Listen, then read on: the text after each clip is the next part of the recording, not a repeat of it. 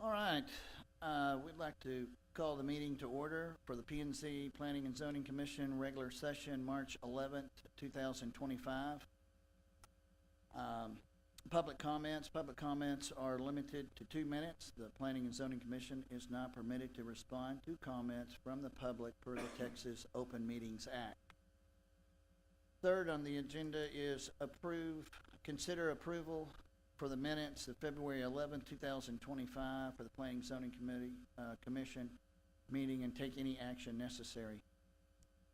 Do I hear a motion to approve the February 11th Planning and Zoning meeting? Make a motion to approve. I'll second. Motion passes. All in favor? Aye. Aye. Aye. All right, fourth on the agenda is discuss the potential upcoming code changes.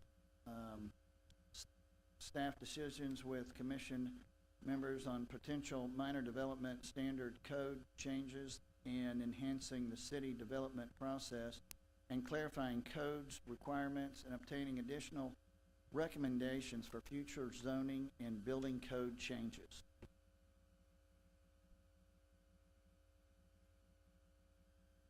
Good evening. This is a discussion item that was brought up because we have development standards that belong in the zoning code, and these actually are not necessarily there, but we propose to bring them up officially with you and council, having an initial discussion with you to kind of talk over the whole process of doing incremental additions and changes to the code. Because these are issues, hold on.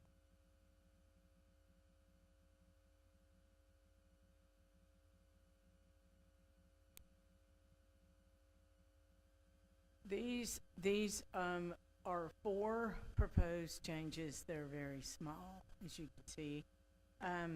But they are, I guess, perpetual thorns in the side of both the development side, code enforcement side, planning side, kind of that we would prefer that we had. And so this is a conversation, no action needed.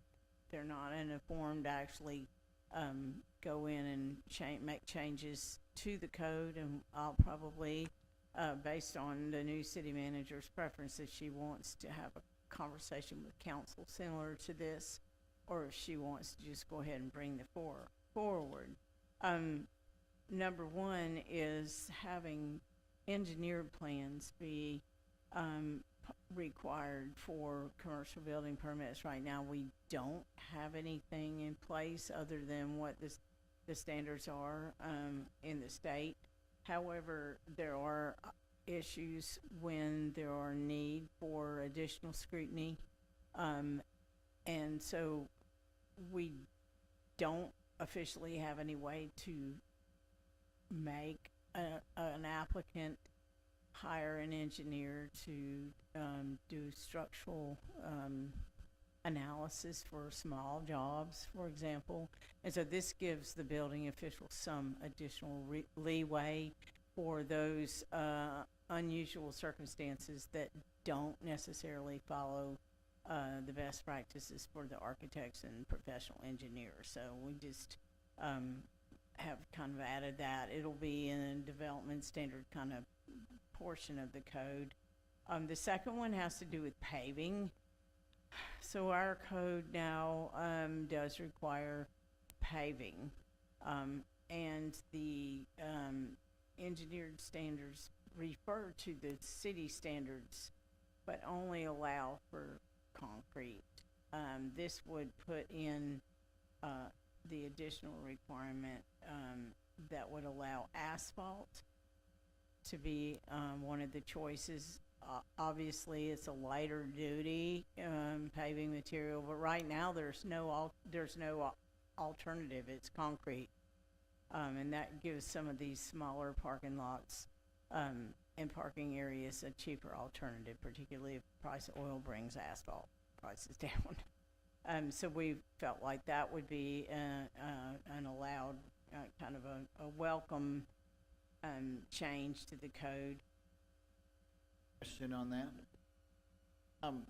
On these paving requirements for those asphalt, when you're talking parking lots on commercial, I'm assuming that that would get done through the permitting, but that wouldn't be maintained by the city. It would be on their property. So at the end of the day, the city's not gonna have to maintain any of that, correct?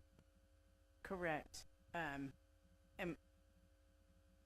I don't know what the code said before, but when the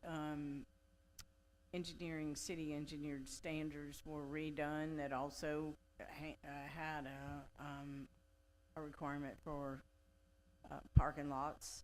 They took out asphalt. I believe it was an approved, asphalt or concrete. In many codes, it just says asphalt or concrete. It has to be solid surface. Whatever it said, they changed it to concrete, and concrete it is right now. So that took away any option. I mean, obviously, if you've got heavy-duty trucks coming and going and turning, and the asphalt's not going to hold up. But a normal retail shop and driveway, asphalt works fine. And so we have to make people put in concrete right now. If it's commercial building and you're doing commercial parking lot and they have, I think it probably, and this is up for just discussion, correct? Tell me if I'm thinking wrong, but if it's a commercial building with a commercial parking lot, 99% of the time, now we're not talking about driveways, but necessarily parking lots, if a commercial building, it's gonna have a commercial trash can with a big dumpster that's gonna be dumping all of that. There's no way, unless we do an asphalt portion of it, and then maybe where the containers are for trash must have concrete. I don't know, but asphalt is certainly not gonna hold up, especially if he has to turn, it's all over. So really, if it's a commercial parking lot, in my eyes, it kinda needs to be concrete. For just low maintenance on the, let's take, for example, if we could do, across the street from, or right there by ABC Auto Parts. There's a guy that built that red building right there, that single story, with he's stoning the front of it. If he did asphalt in the front of that, is that something that he could do with these different, and how much would that hold up, is what I'm saying, because there's gonna be big trucks, if those are commercial, that I'm afraid from an aesthetic, from driving down the road, if someone didn't maintain that parking lot, and it's not concrete, and they do have those trucks, those big trash trucks on it, it's not gonna hold up. But at the end of the day, it may be something that needs to be approved on a case-by-case basis, depending on, what portion of where the trash can is versus what portion needs to be concrete, and then they maybe can save money on something. But if you're gonna have a big truck, concrete truck, there's no way that that's gonna work. That's a good point. And to throw another wrinkle into this whole thing, we have the fire lane issue. So if there's a fire lane required, it has to be concrete as part of the code. So, but part of the issue we were having was people wanted to redo their parking lots, and even small, like a small business that didn't do anything except have cars drive up, and we still had no leeway to allow anything but concrete. And so that, and in typically cities, it's paved surfaces as needed, to your point, but we don't have that option right now. How's the as needed regulated in other cities? Would every instance of somebody wanting to use asphalt instead of concrete come to us?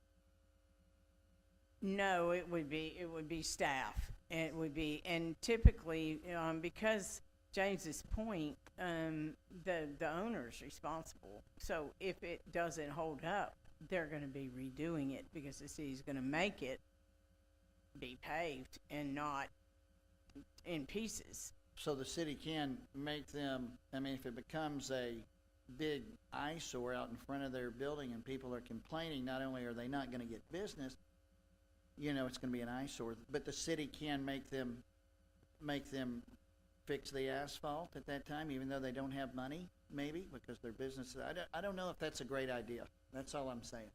I don't know if it should be, at minimal, it needs to be case by case, for sure. But at the end of the day, if it's a commercial business, they've got the money to pay for, if they don't have money to pay for concrete, they probably don't need to be opening up a business at the end of the day, because you're gonna have huge trucks coming through there. You're gonna have, and again, it's case by case. It may be a dress, well, like for my business, for example, I just have a rollout trash can and I don't have it. Mine's asphalt. I'm fixing to rep it out and do concrete because it never holds up. I get it redone every probably, at least once a year. It's fixing to get ripped up and we're gonna do concrete. And I don't even have trash trucks, but I have a lot of traffic over there because we have quite a few people that come through there, but, anyway, just making a point. The issue came up because, for small businesses, obviously, it can be the difference in, having the ability, right, and typically, if you've got the money, you're gonna go with the one that doesn't have to be redone all the time. But because we do not have the ability for anybody to do asphalt at all right now, it was something that was brought up as an issue, that could be seen as an obstacle to being business friendly. And so that's why we wanted to add it back into the code after it was removed. I don't know if it was done on purpose or it was one of those things where it was a CAN development code that was lifted from somewhere else. Who knows where else with a different business climate than we have. I don't even know.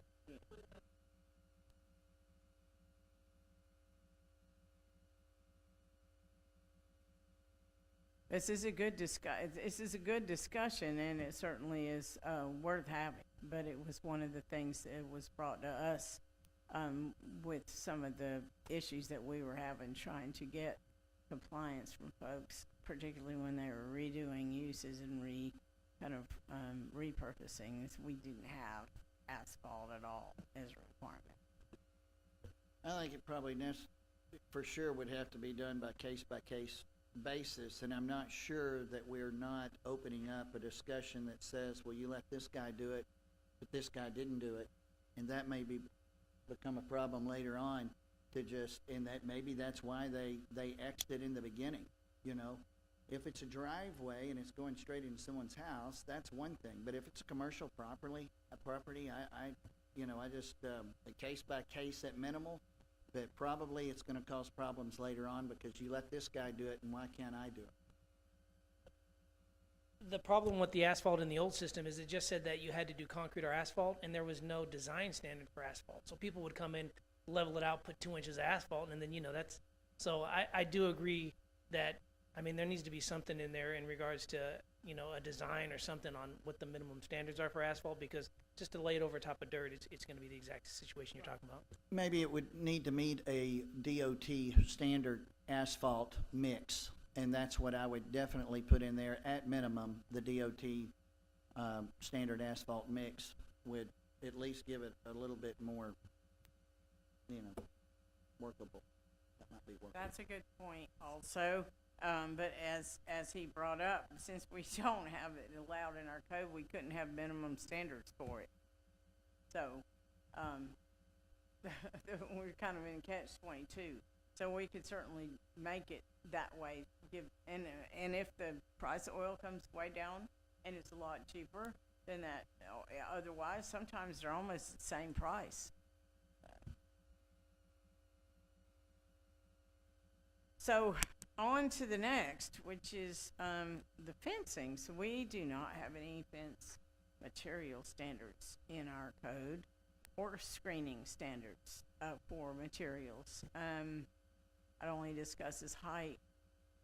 And so what has happened is we have a hodgepodge of things like tarps and pallets and pieces of tin off old roofs, and it's everywhere. And of course, what happens, not only does it look bad, but it becomes apart and it falls down and all that. So one of the proposals was to just specify materials that are allowed, and also those things that are not allowed, and all other things for any kind of screening. So they'll try and cover up things in their backyard, or if they have a carport, they'll just hang an old tarp in front of it. And again, it doesn't take long before those are shredded and look terrible, and you've almost got blight in the neighborhood. This is primarily an issue with residential districts, not so much commercial. However, I mean, sometimes commercial people get creative with their materials on fencing too, and so this is kind of a list of what can be allowed. In other words, needs to be made specifically for fencing and not loose materials that you have around, and then prohibited, to make sure that we don't just let people pull things willy-nilly out of construction and just throw them together. So that was the rationale behind that particular one.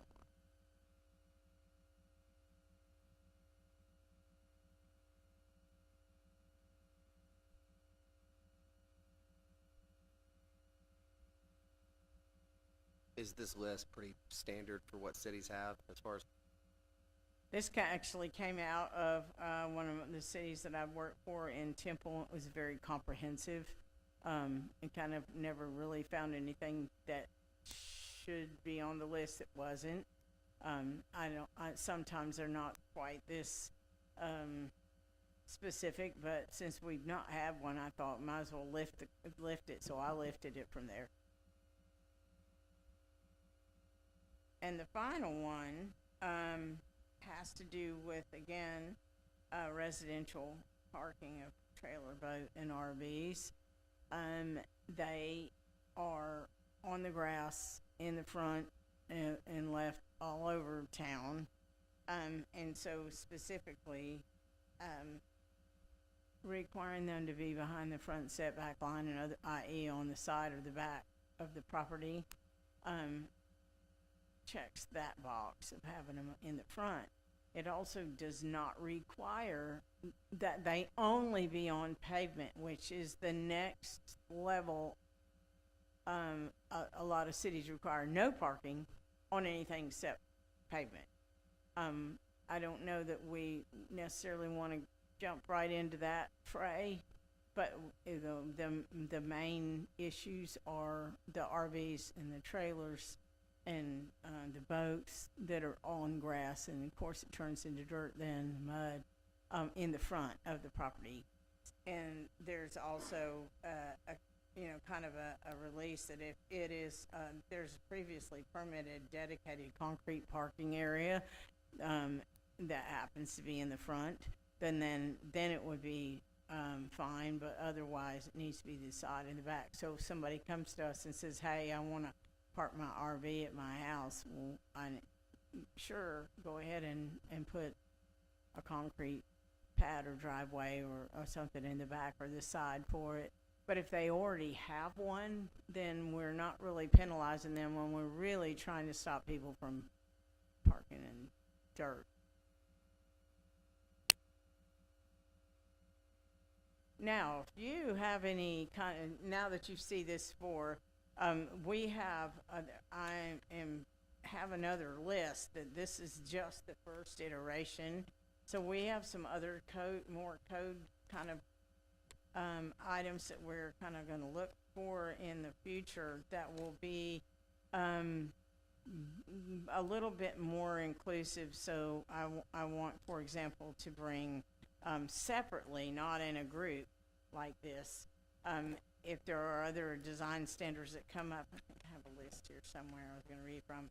But for example, townhomes. Right now, the only way townhomes can come in, and it's a pretty popular, type of construction, is with a PD.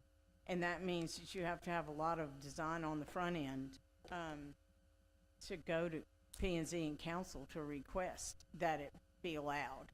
If we had it as a construction type with development standards, with minimum setbacks and sizes and lengths and all of those things, then it could go, by right, say where anything where multifamily could go, for example.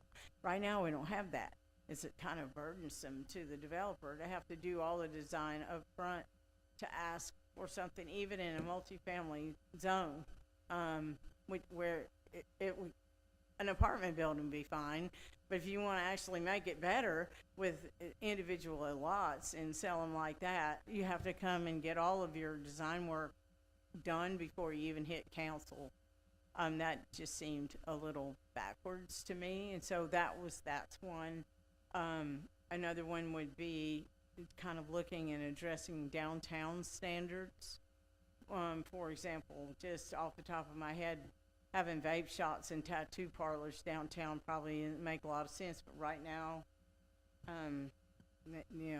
we really don't have anything. You don't have any separation. We don't have, in some places don't allow them at all, but you certainly want separation. So if you have, a tattoo parlor every 1,000 feet, maybe be all right, but you don't want 5 of them next to each other on your downtown. So we don't have any kind of use standards downtown for anything. Another one is automotive repair and storage and screening, and also a minimum lot size for some of these smaller lots that we have that are hodgepodge next to housing, and they spill over, their storage of their vehicles, all that. We need development standards for those. I had put noise regulation, so I don't know, I guess we do have general noise, but not construction noise, or any kind of, we don't have any permissions or anything, and that could probably potentially be an issue as we have more development where those, conflict with people in residence. Do we not have, something in writing that says, I thought we did, on, like, if I'm pouring at the country club at 4:30 in the morning, I can't really do that. It's gotta be after 7, correct? Okay. We have construction hours, yeah, for construction, but as far as noise goes, noise is just as if it constituted a nuisance. But there's a lot of other cities we were looking at where they do if you're so many decibels above ambient or whatever the case, so it's a little more specific as to what, can actually be a violation. And also to that point, the one thing that has been popular is data centers. Data centers are really, really loud. And it's a sound that is not like normal sounds. It's pervasive, and those suckers run 24/7 and not having anything. I mean, how do you constitute a nuisance? And so that actually happened in Temple. We didn't know how loud they were, and this particular one moved in adjacent to the county. But we didn't have any. They did have decibel standards at the property line, which at least held them to a standard that was still pretty bad for the people, but it would have been horrid if they hadn't had any standards at all. So, they're it's kind of as a zoning kind of maybe have one level for downtown and one level for industrial. Or something like that kind of covers it, and it's always at the property line anyway, which our big industrial users have a fair amount of property around them, so you're not necessarily stepping on any of those toes, but it would keep it, make a data center, for example, not annoy people that were nearby. the land use table, if you have spent any time in the zoning code, is very old. And our zoning districts in general kind of build on themselves. But we have some really outdated land uses, like tanning, leather tanning companies, and just really weird old-timey kind of things that could stand some updating. I think they even call a car wash is an auto laundry or something like that. I mean, they don't have modern nomenclature. I mean, it's like back in the 50s and 60s, some of it had been brought forward. So just to update the land use table and kind of modernize some of the uses and where it's appropriate. And one of the last ones we kind of have talked about is we've had several people want to do food truck court. Which you see in some of the metroplex cities and around Austin and places like that. We don't have anything in our code that allows it. Doesn't allow. I mean, we don't allow it, and I don't even know. Same issue would come up as for townhomes, where you would make somebody engineer everything and have it all designed just to take it for a special use permit, which I'm not even sure about that. And so having a set of standards that says you have to have X number of square feet on the lot and have, no more than this, and the hours, all that set gives people who come in and who want to do a business some set of standards to be able to adhere to without having to reinvent the wheel through you and P&Z for every single, or council for every single request. That's my list, and this is kind of an opportunity.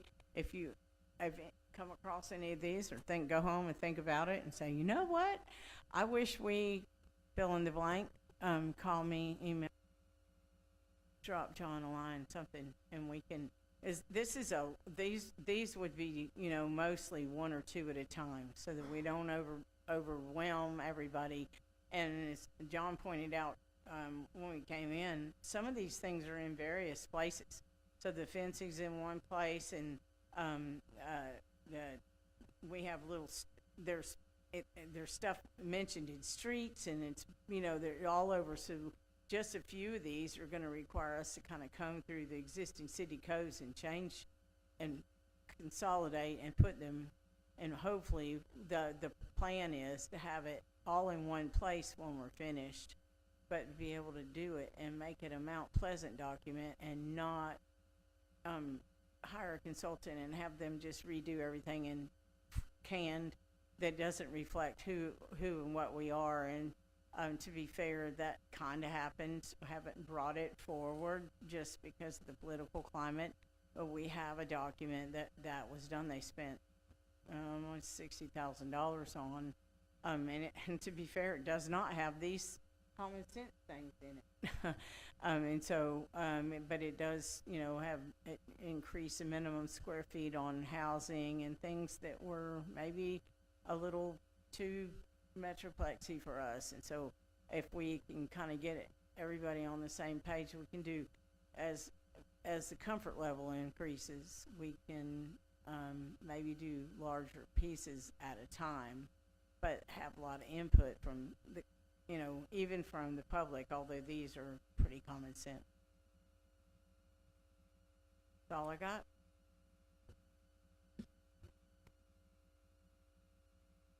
So I know all you guys live in the city limits, so if there's, especially from the code enforcement side, how we're trying to get the tarps and trying to clean, if you see issues out there that you know of, that, you'd like to bring forward, that things that we need to address, we'd certainly like to add anything, if you have anything in mind. All right, fifth on the agenda is the planning director's report. So, we did have a special use permit that went forward to city council that had come through here. They did approve it at their last meeting. So I guess it came through here on the 11th and there on the 18th, if I'm not mistaken. So a week later, council, it did get approved. And far as I know, he's come and gotten his building permit, or he has for the, Hes's container, accessory. So, he should be getting started on that pretty quickly. I've approved one minor plat since we prepared this, which was changing lot lines. I do that, probably one or two every month at least, where a lot line either disappears or moves or combination. So we've been bringing those administratively. They don't come through y'all anymore. All right. Anything else? So we've already talked about the Hess, and the, construction and the storage on that, so that's all done. I guess we're here for an adjournment, so, do I hear a motion to adjourn? Motion to adjourn. Second. All in favor? Aye. Aye. Motion adjourned? Meeting adjourned?